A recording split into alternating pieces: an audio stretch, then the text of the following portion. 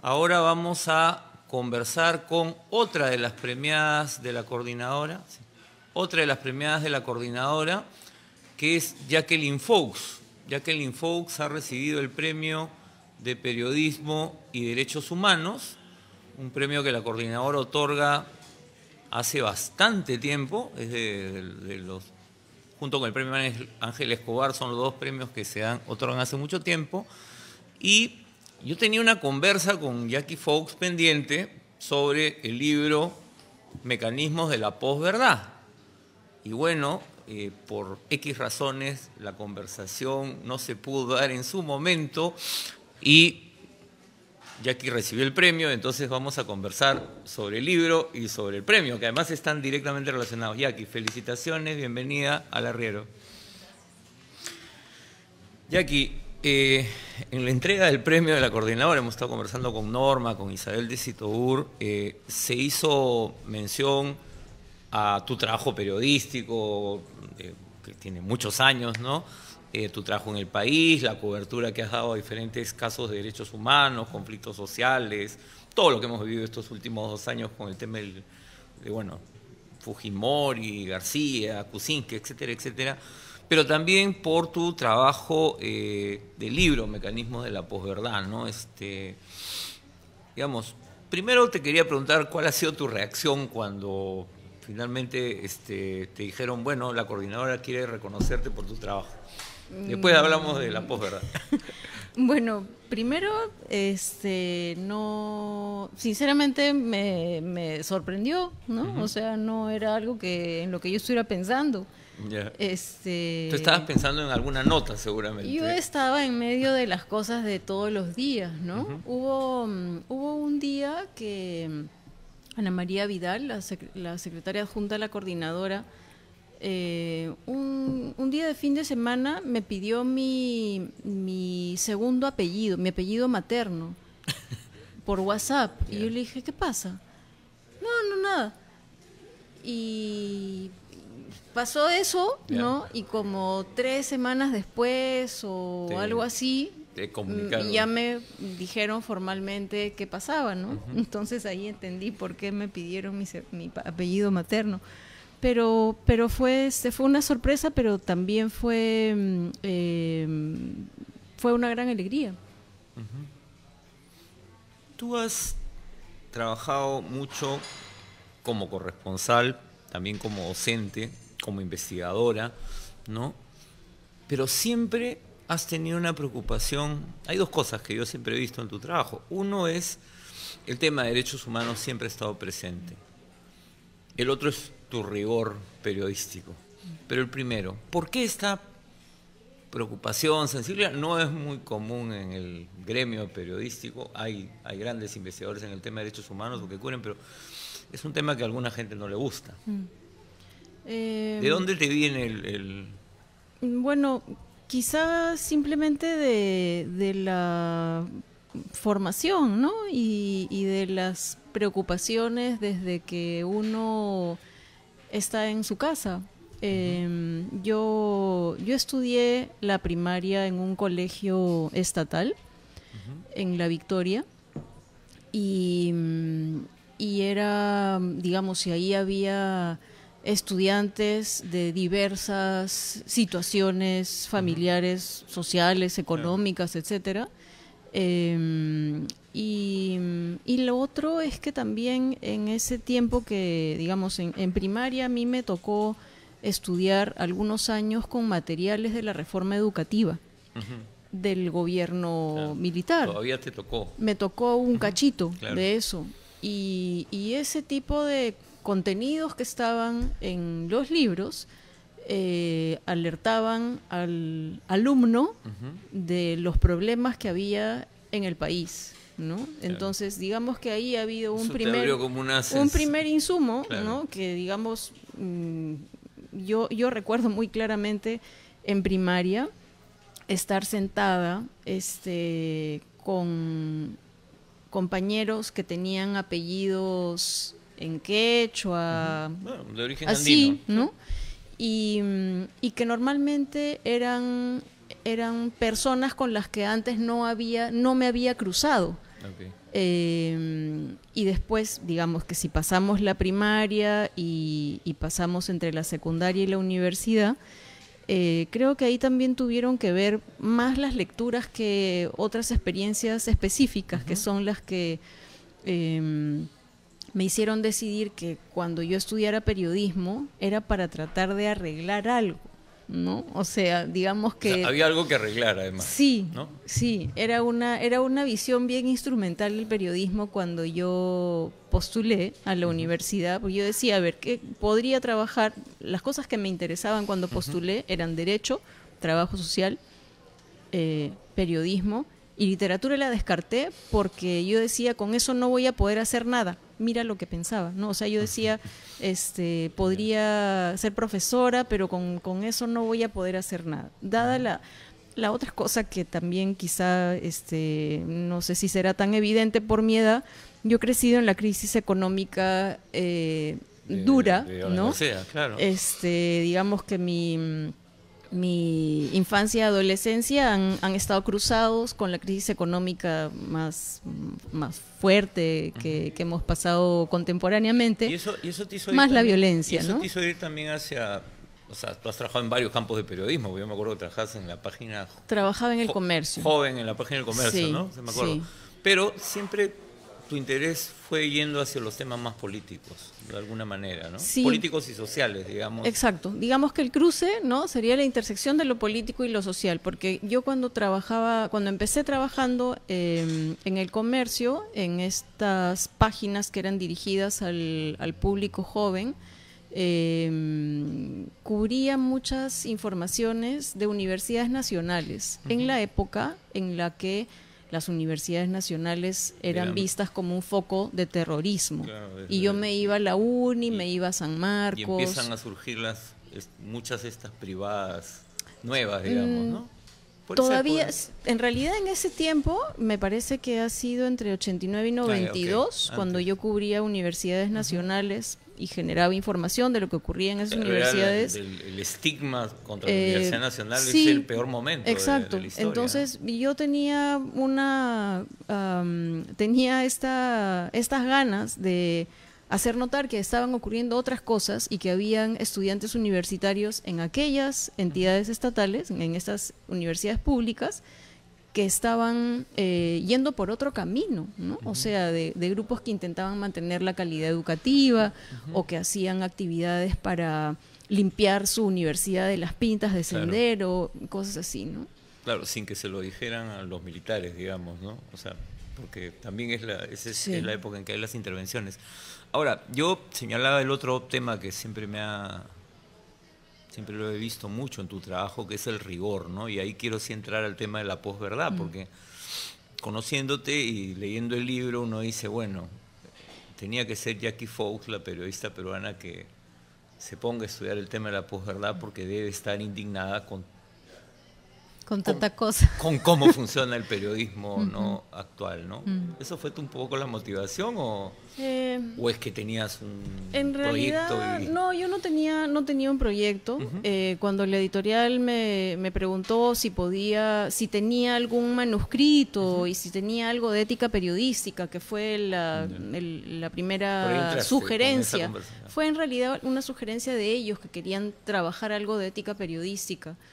Y entonces yo les dije, no tengo un manuscrito, pero yo sí tengo algunas ideas que quisiera desarrollar y que tenían que ver con de un uso instrumental malo, digamos, distorsionado de las noticias con tal de favorecer ciertos intereses que podrían ser económicos o políticos.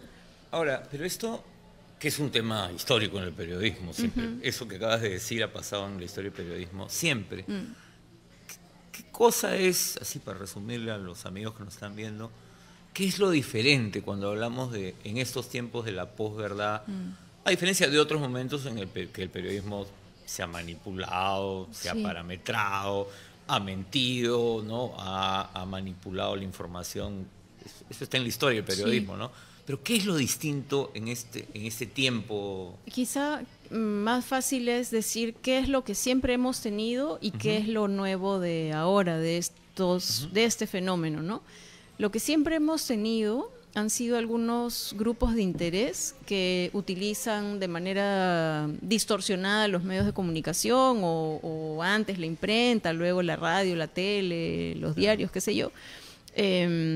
Pero esta forma distorsionada de presentar la realidad la reproducen los interesados, por decirlo de alguna manera, ¿no? O sea, antes eran, digamos, los dueños de los periódicos, era un tema de dueños de periódicos, y poderes, ¿no? Y poderes fácticos y no fácticos, digamos. Los poderes que hubieran, claro. Los vinculados con los partidos o con los grupos económicos o con la iglesia, claro, o sectores de la iglesia, qué sé yo. El punto es que no había una manera de que el gran público se sumara a esa distorsión y la engrandeciera, que es lo que vemos ahora, especialmente con el uso de los medios sociales o de las redes sociales. Claro.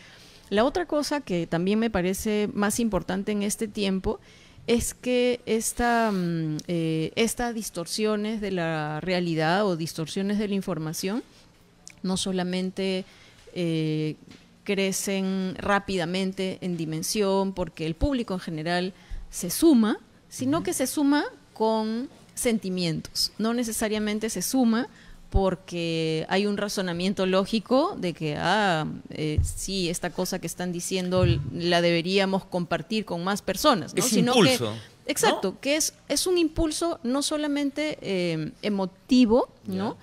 Que puede ser de indignación, de rechazo al otro, de desprecio al otro, o de suma identificación con esta persona o esta causa que está distorsionando la información. No es solamente esta parte emotiva la que está en ejecución, sino que también hay un dispositivo tecnológico que es el que ayuda al impulso, ¿no? Uh-huh. Cuando uno está en la computadora o cuando uno está con el celular conectado, hay una especie de acto reflejo en las personas de querer compartir o de querer aparecer o de querer generar likes o generar un trending topic o todas estas cosas que son parte de la dinámica de los medios sociales.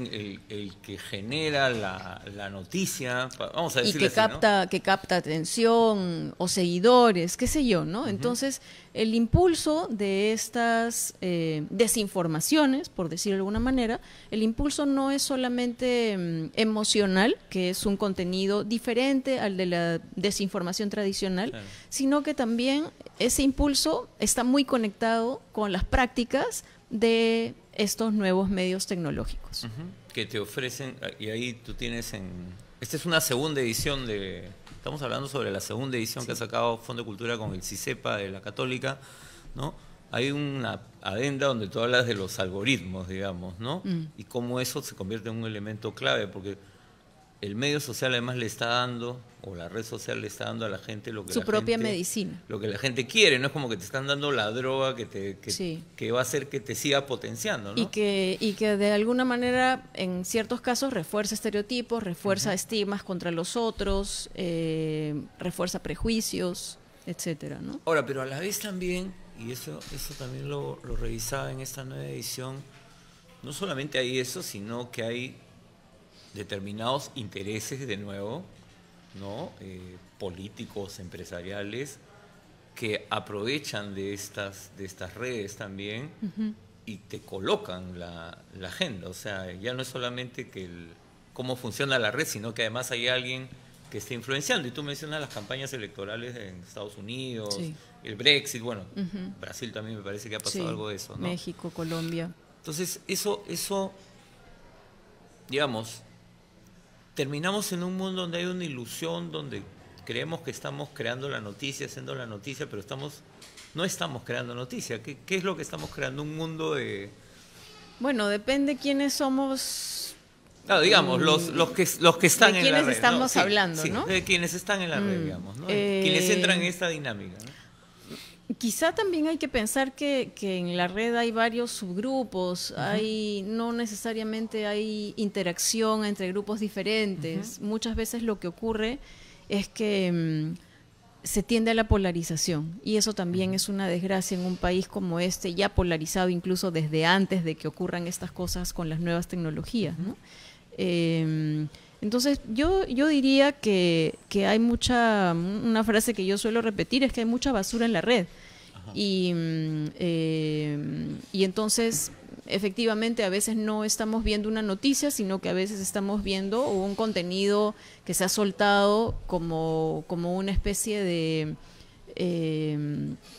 ensayo de a ver si la gente... A ver si prende. A ver si la gente lo coge, ¿no? A ver si cree en esto. Como por ejemplo lo que pasó la semana pasada afuera de la casa de Alan García, cuando estuvo este auto con los equipos de imágenes, etcétera, ¿no? El chuponeo, ¿no? Con equipos de video, ¿no? Sí.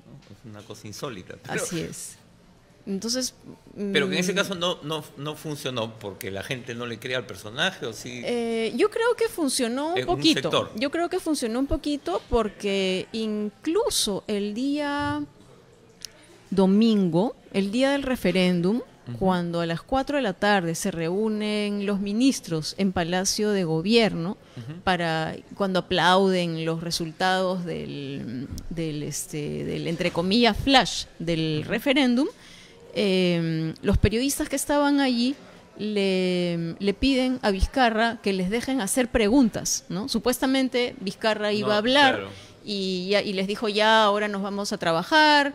Y empezaron a hacer las preguntas. Pero les accedieron a hacer preguntas, y una de las preguntas, el sábado, después del referéndum, fue de un periodista que dijo, presidente, ¿qué tiene que decir acerca de las denuncias de chuponeo? O sea, ya tenían como 3-4 días, claro, de que el ministro había ido al Congreso, habían dado varias declaraciones diferentes miembros del Ejecutivo sobre lo que ocurrió, y 5 días después seguían hablando con ese mismo término del chuponeo. En algunas personas que no necesariamente están todo el tiempo pegadas a las noticias, si ven, no sé, pues escuchan por ahí una cosa el miércoles y otra cosa el domingo, le queda la idea de que hubo chuponeo, ¿no? Ahora, una última cosa que me pareció muy interesante en la segunda adenda, que es que esto no es solamente estas prácticas, esta malinformación, no es solamente de un sector, porque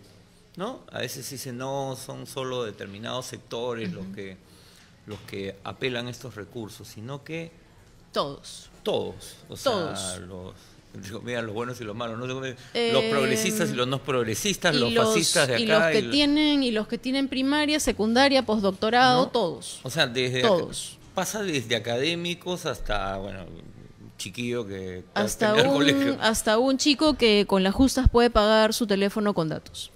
¿Y esto por qué? Porque ya no hay filtro, se ha perdido todo el filtro de la gente, pero la gente ya no procesa la información por la cantidad de información que recibe. Una de la verdad es que pueden ser muchas razones, pero creo que si quisiera escoger una, que no necesariamente es claro, nunca hay una sola razón, digamos, no necesariamente es la más importante, pero es la que yo quisiera elegir para mencionar, es que estamos en una especie de desesperación por lo inmediato, por lo rápido y por parecer lo políticamente correcto ante los otros. Claro. En la red, ¿no? O sea, de un lado o de otro, a donde uno pertenezca, claro, se quiere utilizar el medio social como para